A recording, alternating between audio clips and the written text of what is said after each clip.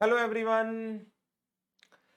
आज MCQ session में हम chapter number 11 ethics and terms of audit engagement के एमसीक्यूज प्लस केस स्टडीज उन्हें डिस्कस करने वाले हैं।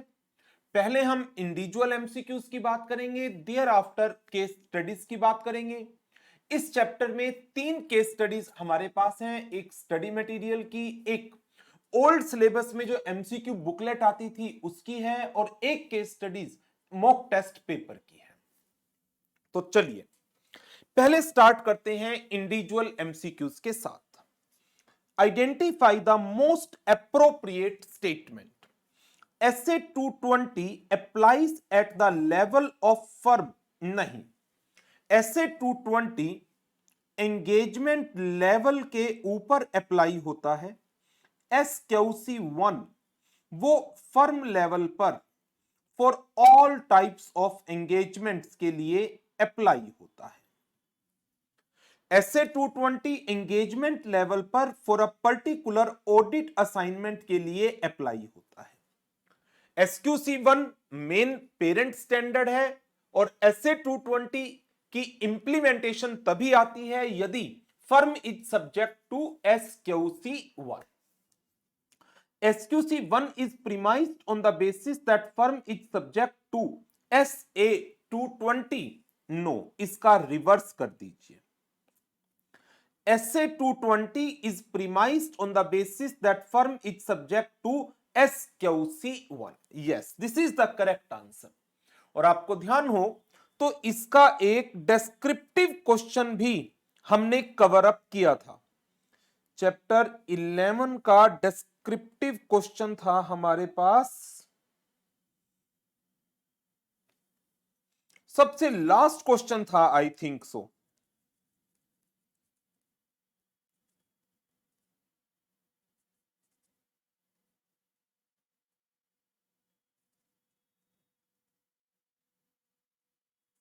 यस, May 24 की आरटीपी का। SA 220 is premised on the basis that firm is subject to SQC1। The reason being SQC1 parent standard है, all type of engagement के लिए एप्लीकेबल होता है, और ये policies and procedures for quality control system की design की बात करता है। ऑडिट के रेफरेंस में एसए 220 उन पॉलिसीज एंड प्रोसीजर्स की इंप्लीमेंटेशन की बात करता है। चलिए आगे बढ़ते हैं। क्वेश्चन नंबर एसए, अच्छा डी ऑप्शन देख ले। SA 220 apply to all engagement नहीं, audit engagement. SQC 1 all engagements पर अप्लाई होता है। Professional scepticism includes overlooking unusual circumstances नहीं। प्रोफेशनल स्केप्टिसिज्म आपको ध्यान हो तो it reduces the risk of number 1 overlooking unusual circumstances, over generalizing while drawing the conclusion, using inappropriate assumptions in determining nature, timing, extent of audit procedure। ये तीनों तो professional scepticism के benefits हैं। Professional scepticism reduces the risk of overlooking audit unusual circumstances, over generalizing while drawing conclusion, using inappropriate assumptions in determining nature, timing, extent of audit procedure। Professional skepticism is a attitude that include a questioning mind which being alert to possibilities of misstatements due to fraud or error। तो being vigilant to the condition which might indicate possibilities of the fraud, that is professional skepticism। Which of the following is not a fundamental principle governing ethics? 5 fundamental principles होते हैं: integrity, objectivity, PCDC, confidentiality and professional behaviour. तो PCDC fundamental principle है, integrity भी fundamental principle है, objectivity भी fundamental principle है। Independence के safeguards, वो फंडामेंटल प्रिंसिपल की कैटेगरी में नहीं आएगा। वो एक्टिविटीज हैं जिसके थ्रू इंडिपेंडेंस को इंश्योर किया जाता है। Which of the following is not necessary to establish the pre conditions for an audit. SA 210 की रिक्वायरमेंट है। कोई भी ऑडिट एक्सेप्ट करने से पहले auditor is required to ensure the existence of pre condition. और प्री कंडीशन में दो मेन चीजें आती है। एक आता है acceptability of financial reporting framework, जिसके क्राइटेरिया है relevancy, reliability, completeness, understandability and neutrality. ध्यान होगा आपको, ऐसे 210 जब मैंने आपको करवाया था तो उस टाइम पर, ऐसे 210 के टाइम पर प्री कंडीशंस में ये 5 क्राइटेरिया स्पेसिफाई कराए थे आपको। ये रहे 5 attributes: relevance, completeness, reliability, neutrality and understandability. Thereafter फिर अब इसके अंदर बात आ जाती है दूसरे पॉइंट की। प्री कंडीशंस का दूसरा पॉइंट है management understand and acknowledge their responsibility. किन किन चीजों की? Preparation and presentation of financial statement as per applicable FRF, design and implementation of necessary internal control to ensure that financial statements are reflecting true and fair view. And number 3, to provide the auditor with access to all the relevant information records, additional information that auditor may require for the purpose of audit, unrestricted access to the persons within the firm. So question ने कहा note, ये तो pre condition की एक important requirement है। Acknowledgement of cooperation from management in designing audit procedure, नहीं, ये pre condition थोड़ी है। ऑडिट प्रोसीजर तो मैं खुद डिजाइन करूंगा, मैनेजमेंट क्यों करेगी? मेरी वर्किंग है ये। Acknowledgement of management to provide access to person, yes it is the management duty. preparation of financial statement, it is the management duty which management needs to understand and acknowledge. तो इसका answer आ गया B. आगे बढ़ते हैं। Most appropriate statement in context of SQC1, assembly of engagement file should be completed in not more than 60 days after the date of auditor report in case of audit engagement। यही सही है। Engagement file should be completed before, audit report की date से पहले कैसे engagement file complete हो जाएगी? No, engagement file should be completed in not more than 60 days after completion of engagement. No, 60 days after the date of audit report. Engagement file should be completed on the date on which the audit report is signed in case of audit engagement. No, 60 days from the date of audit report। ध्यान आ रहा है SQC1 के अंदर, और इसको शायद मैंने बहुत इंपॉर्टेंट भी मार्क करवाया था आपको। एंगेजमेंट डॉक्यूमेंटेशन इंपॉर्टेंट पॉइंट, जिसमें क्लियरली मेंशन था 60 days after the date of audit report.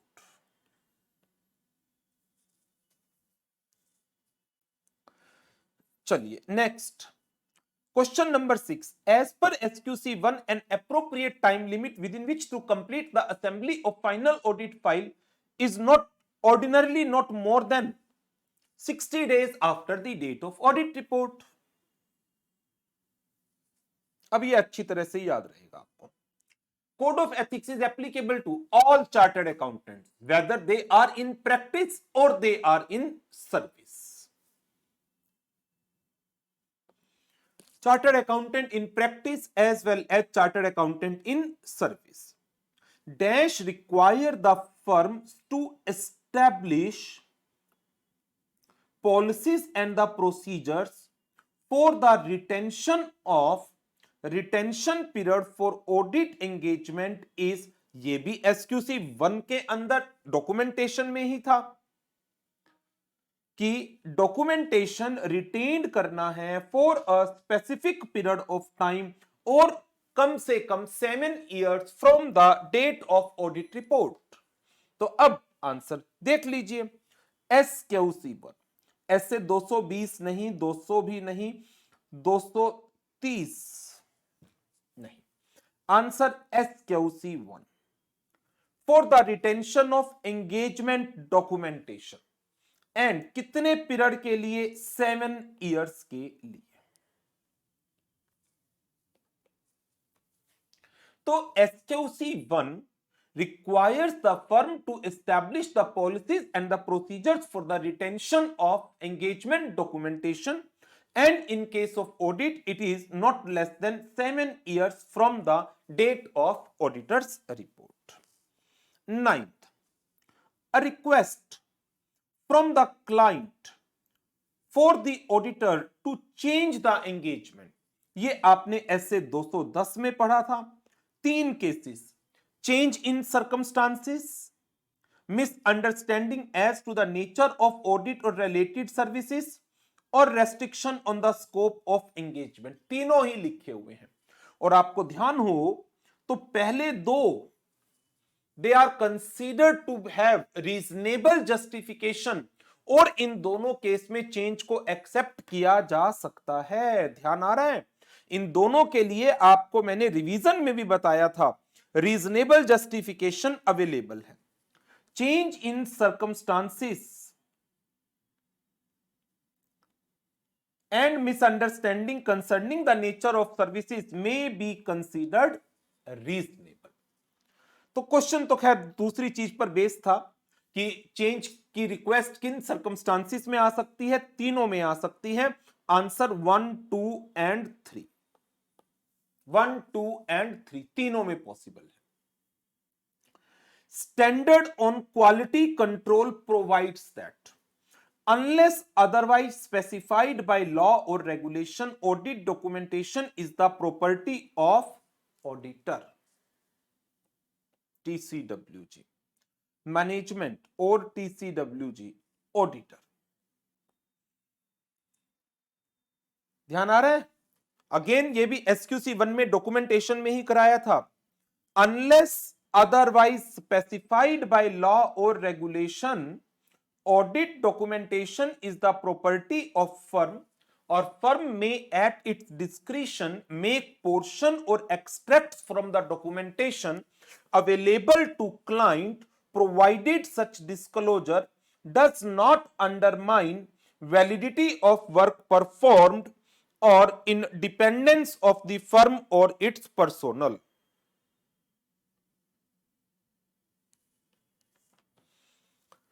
ठीक है,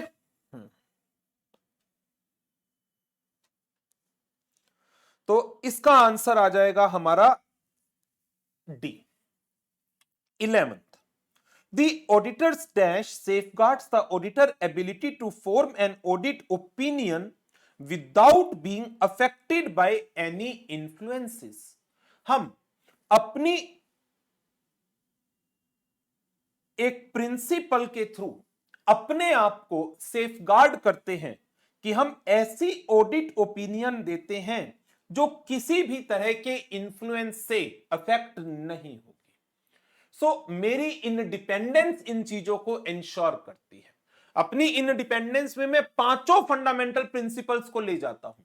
तो देखो, एक तो ऑब्जेक्टिविटी, कॉन्फिडेंशियलिटी, इंटीग्रिटी, ये तो फंडामेंटल प्रिंसिपल्स के पार्ट हैं, और इन सबकी कंप्लायंस यदि आप इंडिपेंडेंट अपनी वर्किंग को इंश्योर कर लेते हैं, देन काफी हद तक आप सारे फंडामेंटल प्रिंसिपल्स की कंप्लायंसेस को इंश्योर कर जाएंगे। तो इसका आंसर आ जाएगा आपका B.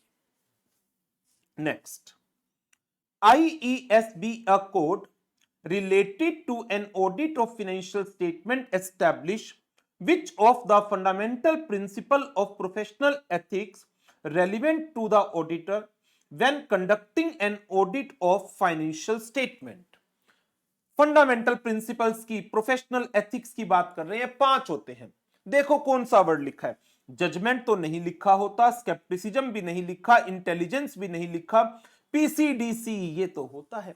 Integrity, objectivity, professional competence and due care, confidentiality and professional behaviour. Next, dash are self evident, जो अपने आप नजर आ जाते हैं, and occur when auditor form the relationship with the client where they end up with too sympathetic to the client's interest. तो जहां पर ऑडिटर क्लाइंट्स के इंटरेस्ट के लिए बहुत ज्यादा सिंपेथेटिक हो जाता है because of the relationship he is having with the client, that is known as familiarity threat. Self review threat ये अराइज होता है कब? when auditor is been appointed to examine the judgment that was previously made by him. Intimidation ये तब arise होता है when the auditor is dated to act objectively due to threats being perceived, may be actual, may be implied. Advocacy threat, when you promote a client position to that level that subsequent objectivity may get compromised. Professional skepticism is necessary for critical assessment of audit evidences. Audit evidences. As per SA 210, auditor shall agree the terms of audit engagement किसके साथ? Either with the management or TCWG as appropriate. See answer. अच्छा, ये सारे अब एमटीपीज RTPs के question शुरू हो चुके हैं यहां से। An important factor in determining the form, content and extent of audit documentation of significant matter is the extent of, अच्छा ये तो चैप्टर नंबर 3 का क्वेश्चन आ गया बीच में। यहां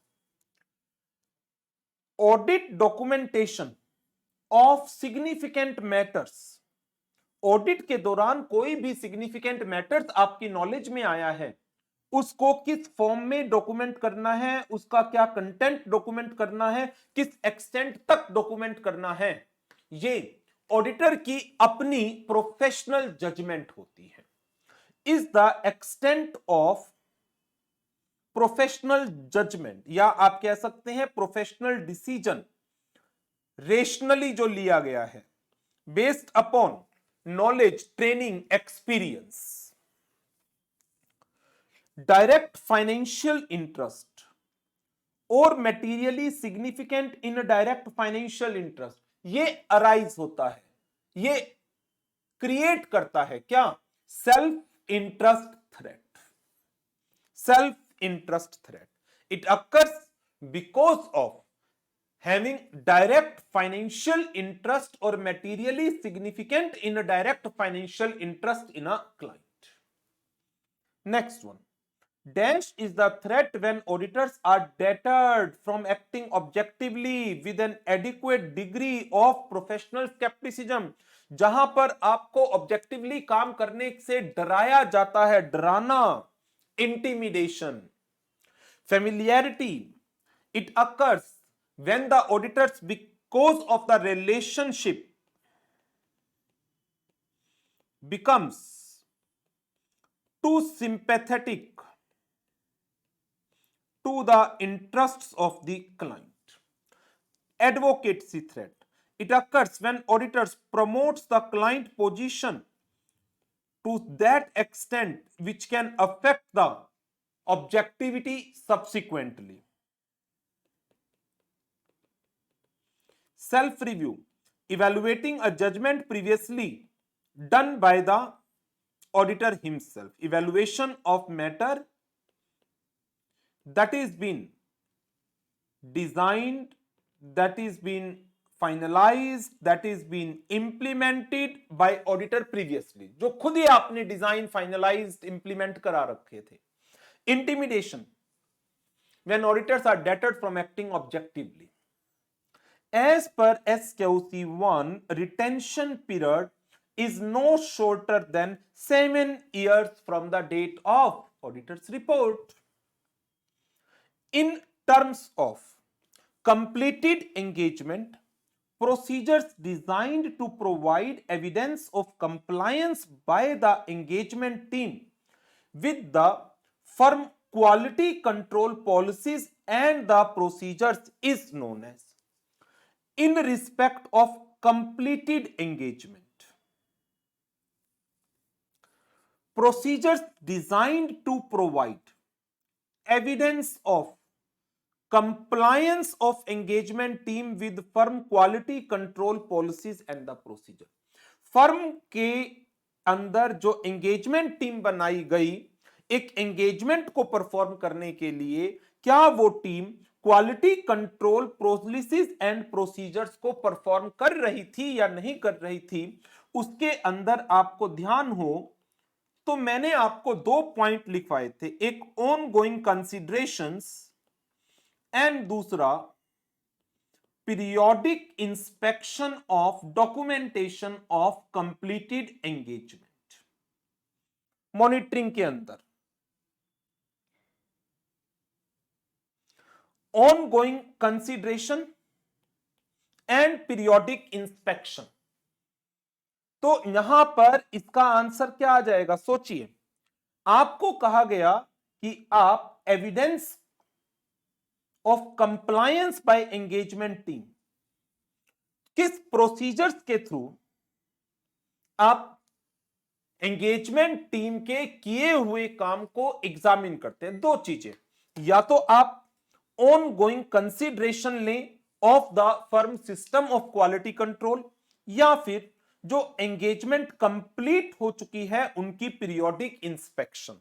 तो अब आंसर आई थिंक आप सबके सामने आ चुका होगा, पीरियोडिक इंस्पेक्शन।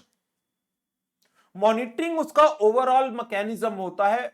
मॉनिटरिंग में ही 2 चीजें आ जाती हैं, एक ऑन गोइंग कंसिडरेशन और दूसरा आ जाता है periodic inspection of completed engagement. तो क्योंकि क्वेश्चन कंप्लीटेड एंगेजमेंट पर बेस्ड था तो इसका आंसर क्या आएगा? Inspection. Next 21, if the auditor is unable to agree or change of the terms of audit engagement and it is not permitted by the management to continue the original audit engagement, then क्या करेंगे? Consider withdrawal. ध्यान आ रहा है? ऐसे 210 consider withdrawal.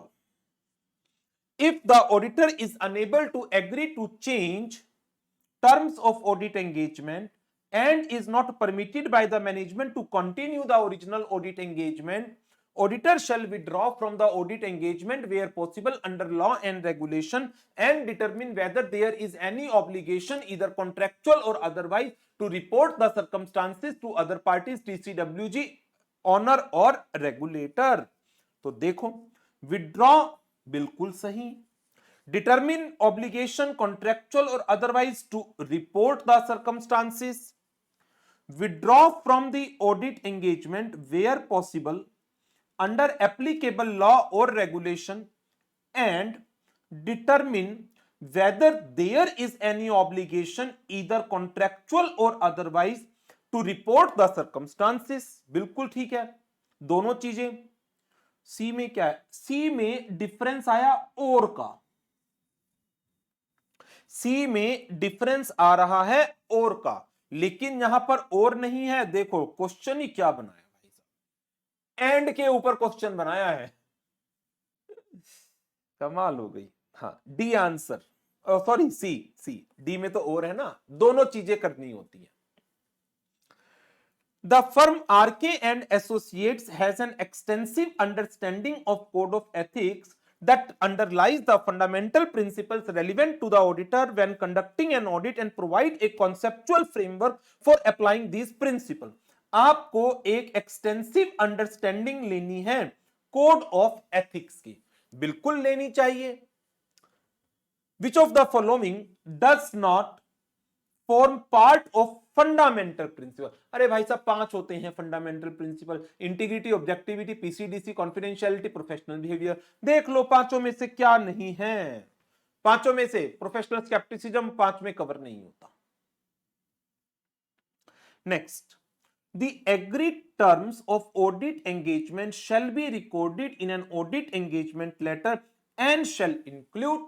लो जी, ये भी बड़ा इंपॉर्टेंट टॉपिक है, क्लास के अंदर आपको बताया था कि लेटर ऑफ एंगेजमेंट में ये 5 एलिमेंट इंक्लूड होते हैं: objective and scope of audit, responsibilities of auditor, responsibilities of management, identification of applicable FRF and reference to expected form and content of audit report.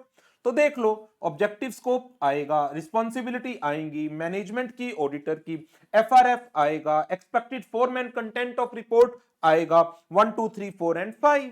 B answer.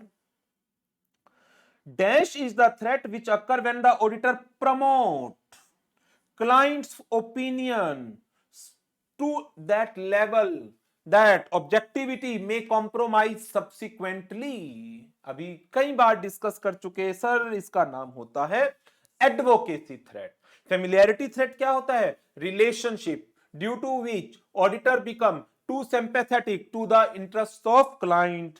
Self review, अपनी ही judgement को, working को दोबारा evaluate करना.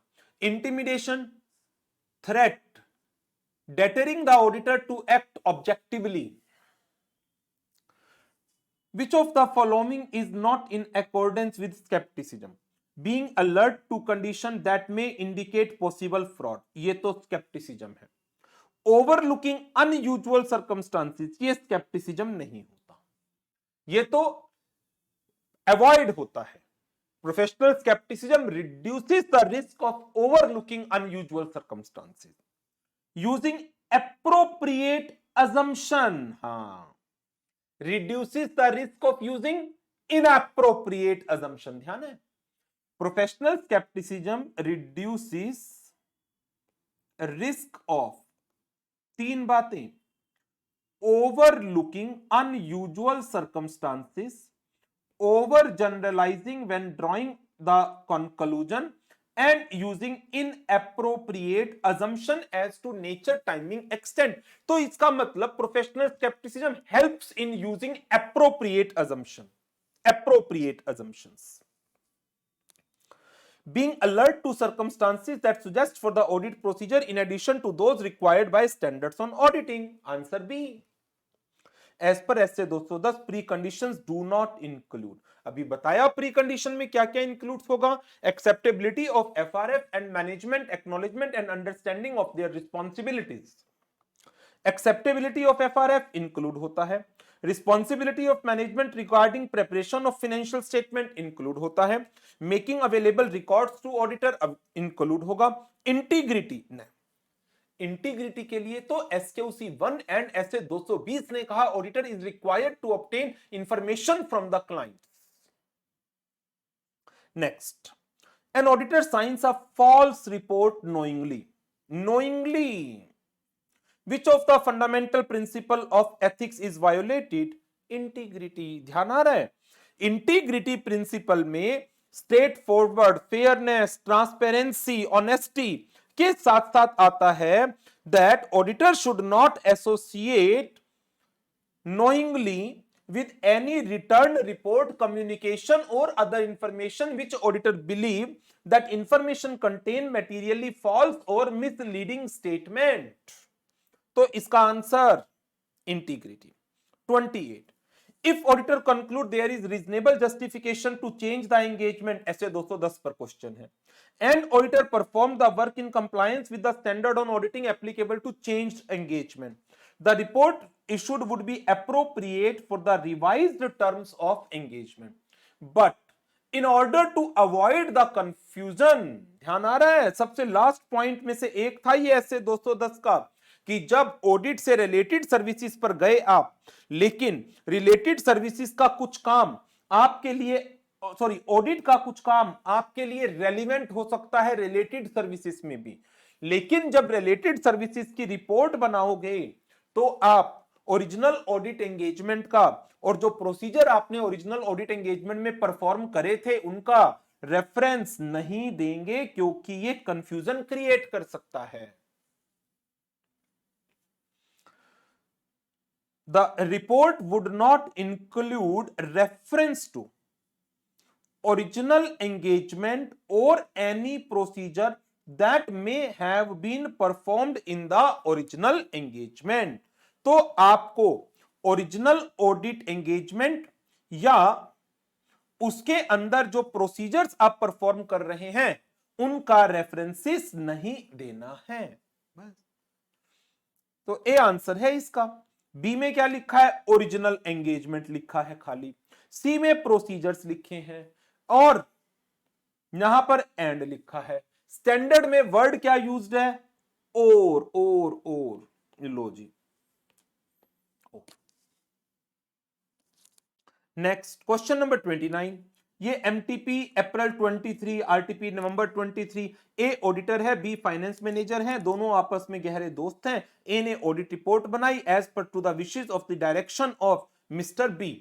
तो यदि कोई person किसी दूसरे पर्सन की विशेस या डायरेक्शंस के अंदर रह करके काम करता है तो क्या ये वर्क इंडिपेंडेंट है, नो।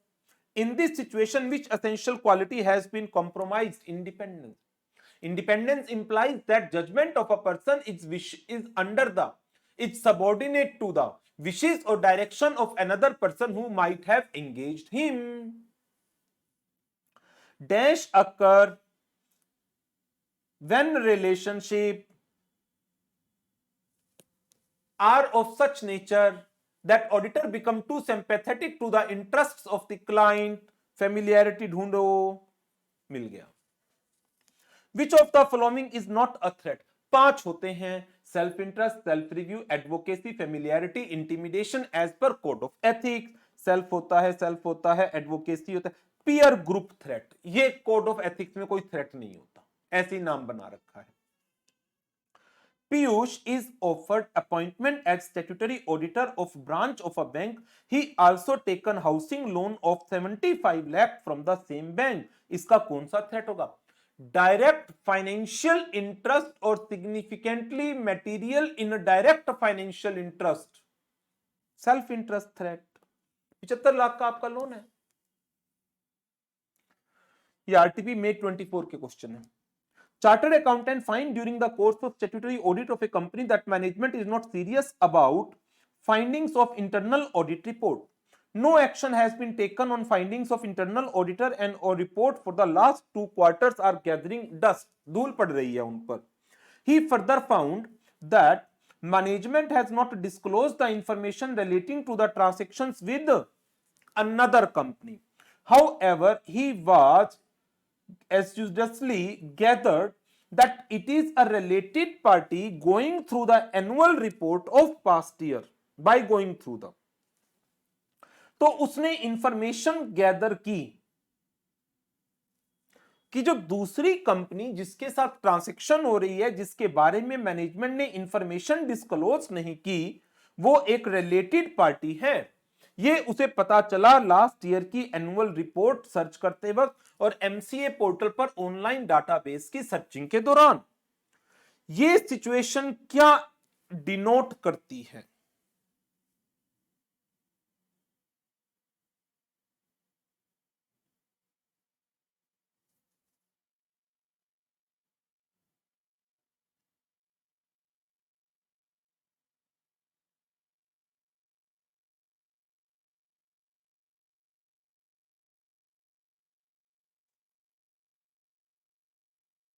ये सिचुएशन क्या डिनोट करती है, बताइए। ऑब्जेक्टिविटी, क्या किसी का इन्फ्लुएंस है मेरे ऊपर, नो। नॉलेज, ये एज सच कोई कॉन्सेप्ट नहीं है। Independence, scepticism, being alert to conditions that indicates possibilities of misstatements either due to error or fraud.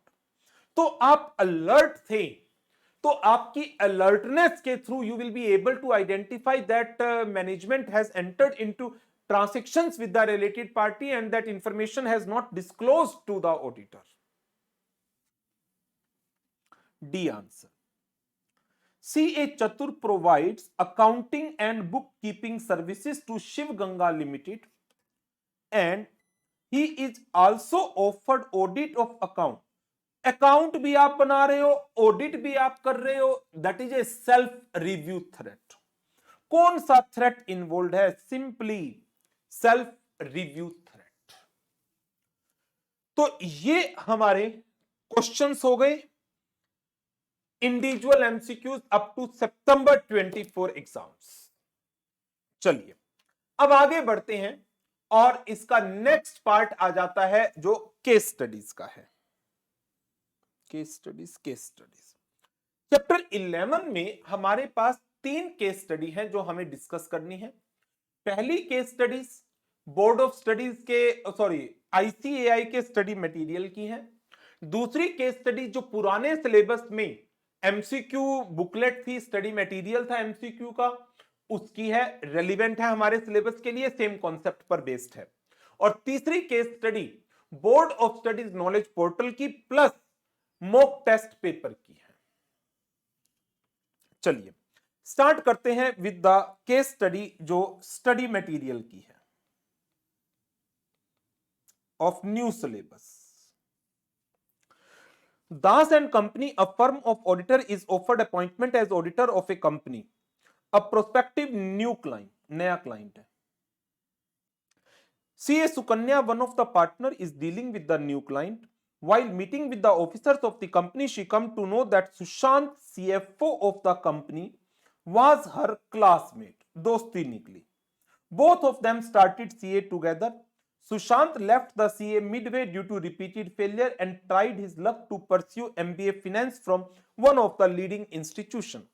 During initial discussion, it transpires that company is going to launch new services in the field of weather forecasting.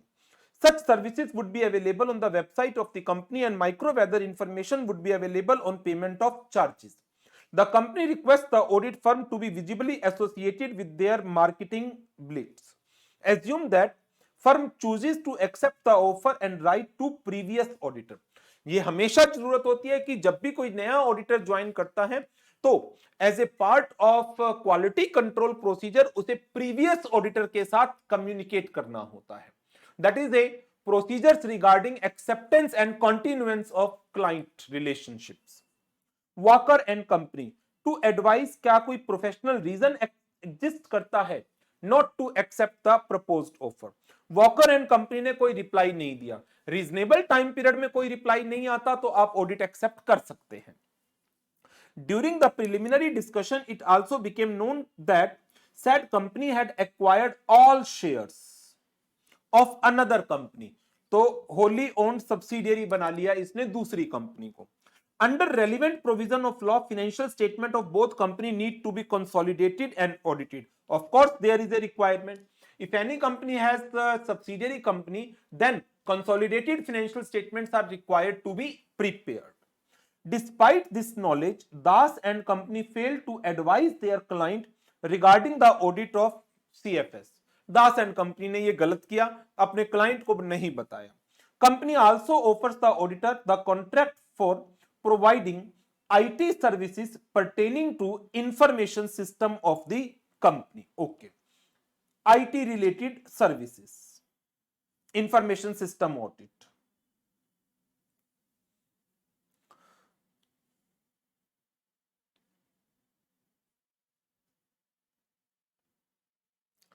Audit की बात नहीं हो रही, खाली IT services लिखा है। चलो एक एक करके बात करते हैं। Question number 1, considering the discussion with Sukanya and Sushant, which of the following statement seems most appropriate?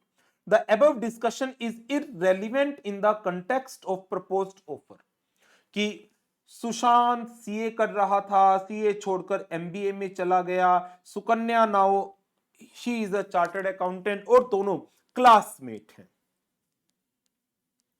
ये रिलेशनशिप, ये दोस्ती आपकी इंडिपेंडेंस को अफेक्ट कर सकती है।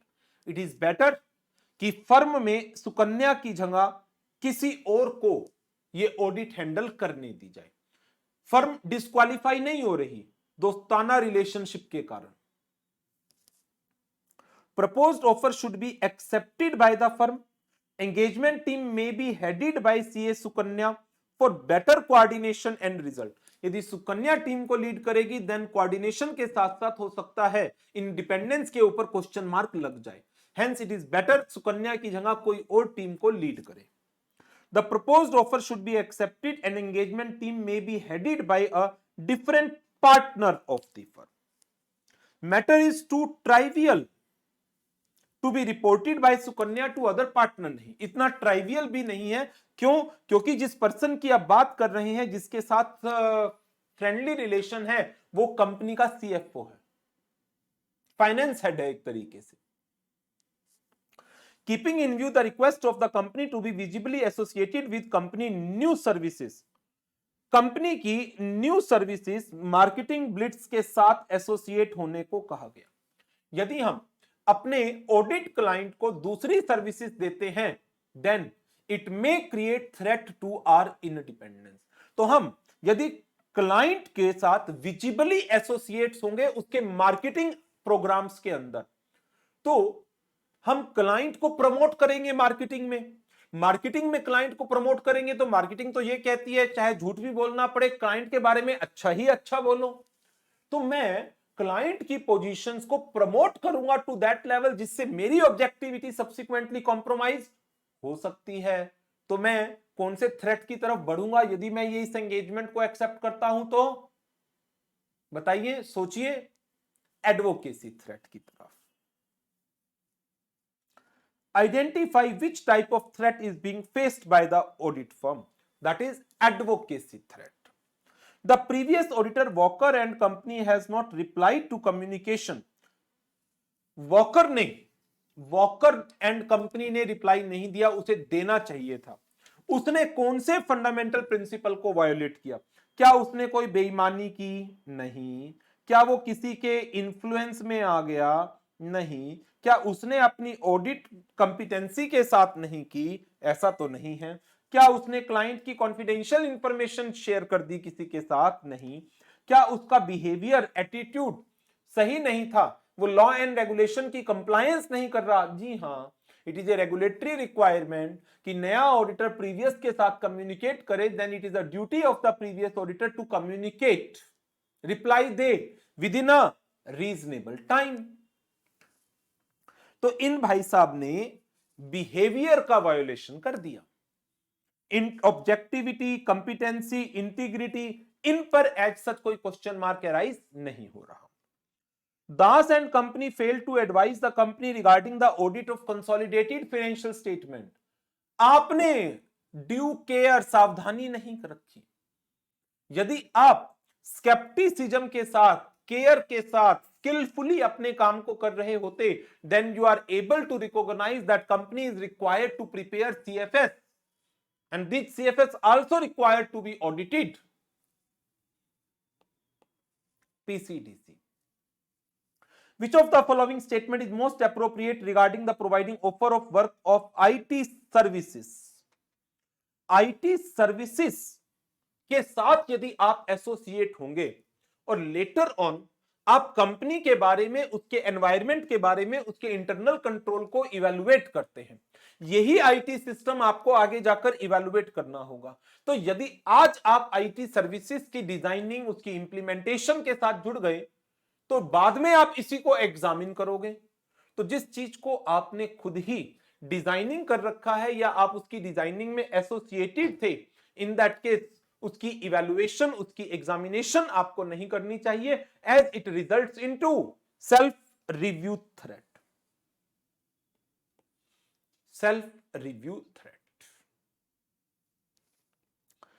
चलिए जी, आगे बढ़ते हैं। नेक्स्ट, ये केस स्टडी जो मणिचरण वाली है, ये बोर्ड ऑफ स्टडीज की रिलीज की गई MCQ बुकलेट में से ली गई है, ओल्ड सिलेबस के।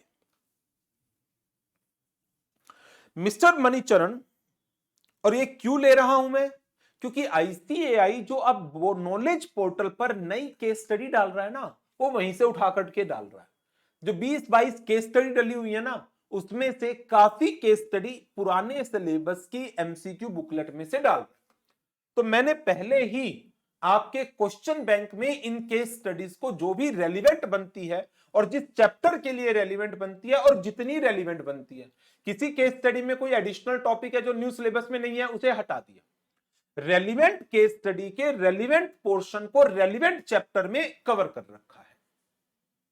चलिए, मणिचंद्रन कंपनी के इंटरनल ऑडिट डिपार्टमेंट में काम करता है। कंपनी का नाम है एसओएस केमिकल, लिस्टेड कंपनी है पिछले 10 सालों से। He has been closely working with the statutory auditor TNA and company during the statutory audit of company every year.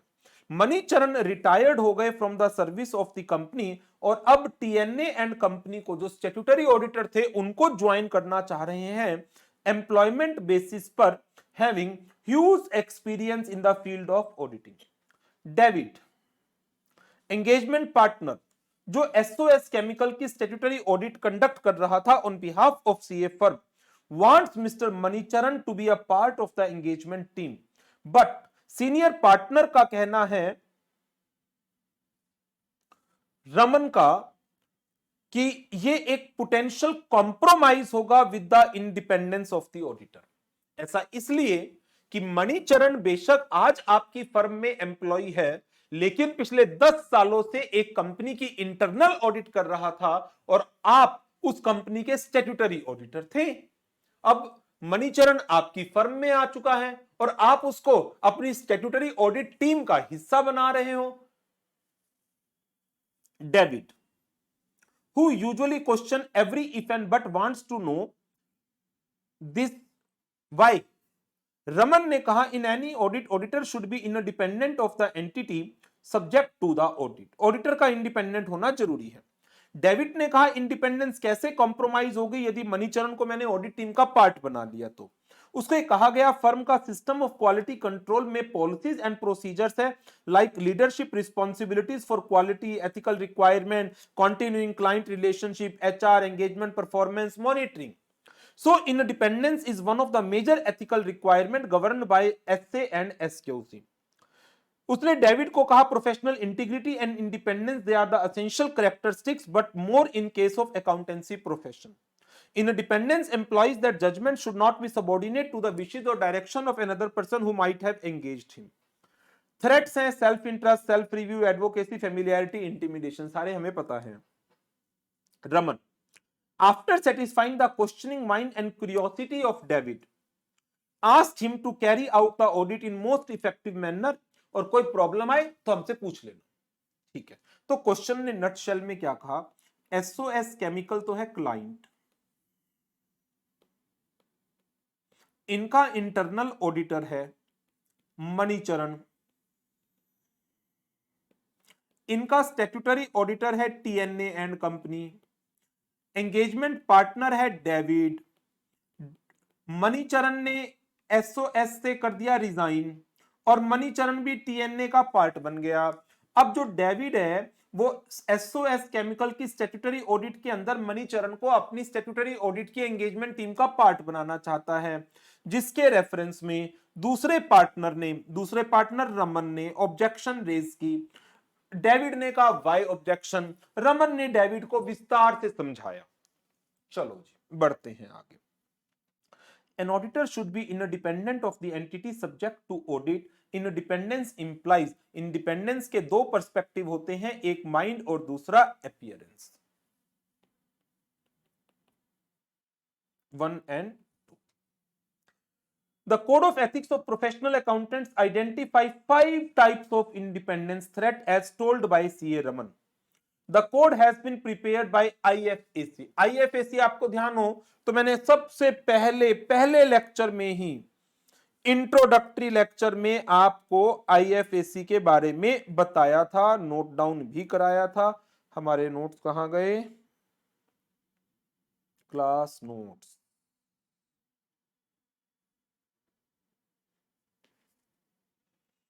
Introductory lecture में जब हमने फ्रेमवर्क डिस्कस किया था ऑडिट का, तो उसके फ्रेमवर्क में मैंने आपको ये चीज बताई थी। SS issued by international federation of accountant, IFAC। तो यहां पर इस क्वेश्चन में वो आपसे IFAC की फुल फॉर्म पूछना चाह रहा है, international federation of accountants. As पर CA Raman, Manicharan cannot be a part of engagement team because of his independence being threatened by which of the following threat? Self review, मणिचरण, आप company के internal auditor थे, आपको company के बारे में सब कुछ पता है, आपने ही कंपनी के इंटरनल कंट्रोल डिजाइनिंग कर रखे होंगे, अब आप ही स्टैट्यूटरी ऑडिटर की टीम का पार्ट बन के उसे रिव्यू करोगे। सेल्फ रिव्यू थ्रेट है। डेविड एंगेजमेंट पार्टनर, उसका एटीट्यूड, वो बहुत केयरफुल था, हर एक चीज पर इफ एंड बट लगा रहा है। इसका मतलब क्वेश्चनिंग माइंड के साथ काम करता है, स्केप्टिसिज्म के साथ। Engagement letter must be sent by, engagement letter auditor देता है क्लाइंट को, TNA टू SOS, जो ऑडिटर है उसको एंगेजमेंट लेटर इशू करना है, to whom, to the client. चलिए नेक्स्ट, ये MTP अप्रैल 24 की केस स्टडीज है, प्लस बोर्ड ऑफ स्टडीज के नॉलेज पोर्टल पर भी प्रैक्टिस के लिए डाली गई है।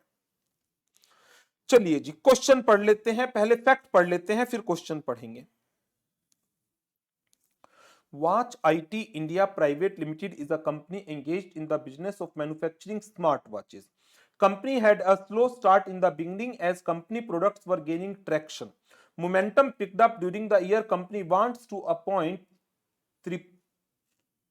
Tripati and associate as their auditor by replacing the existing auditor Shripath and Company.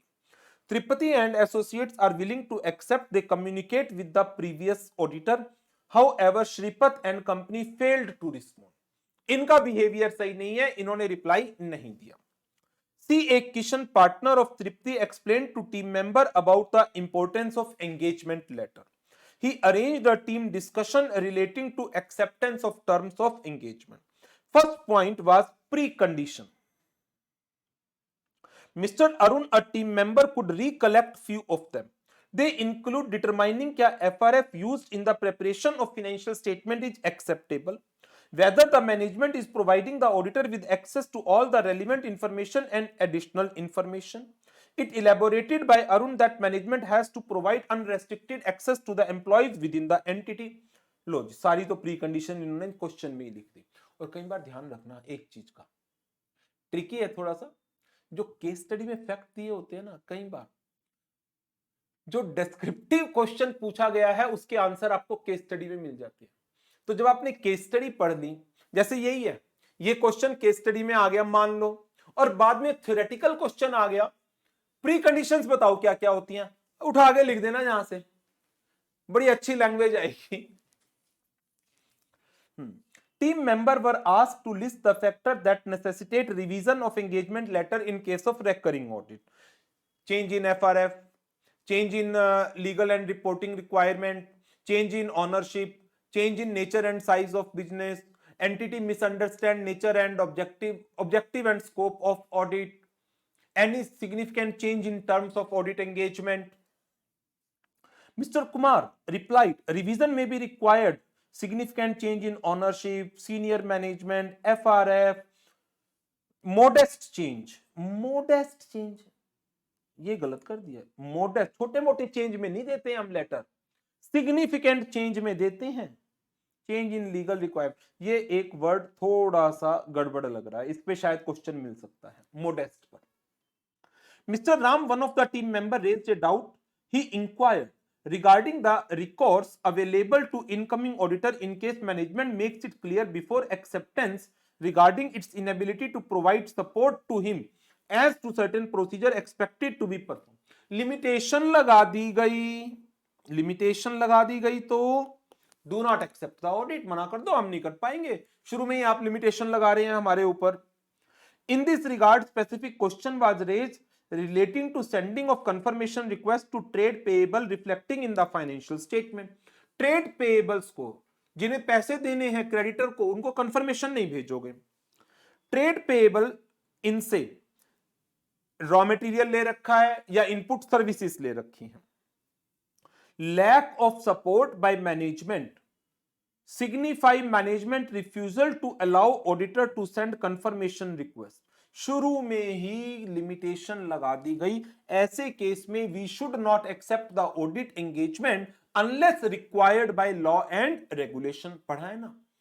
And if limitation imposed by the management at the beginning of the audit team should not accept the engagement unless required by law and regulation. ये रहा.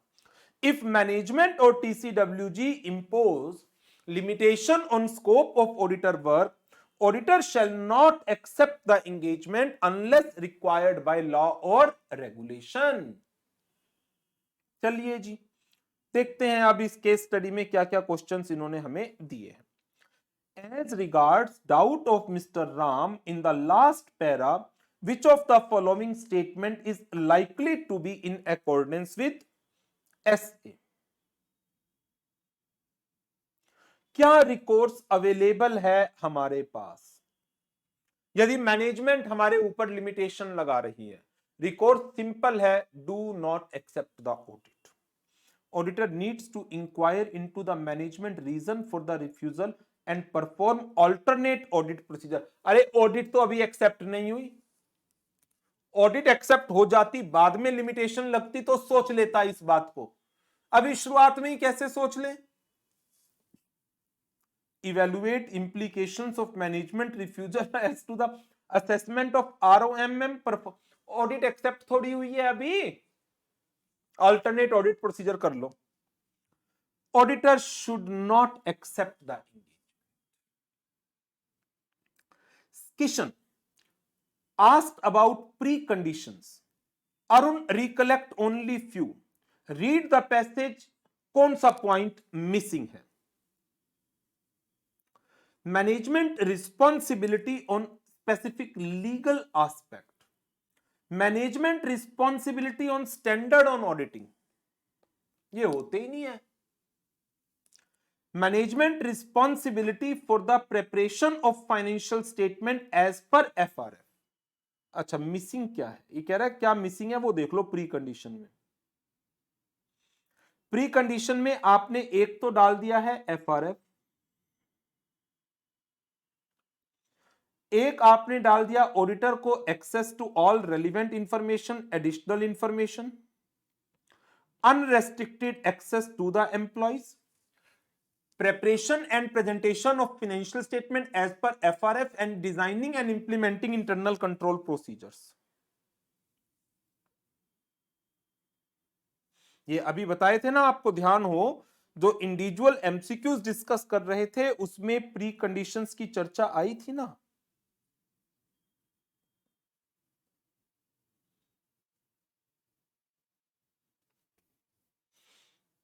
Management responsibilities के अंदर.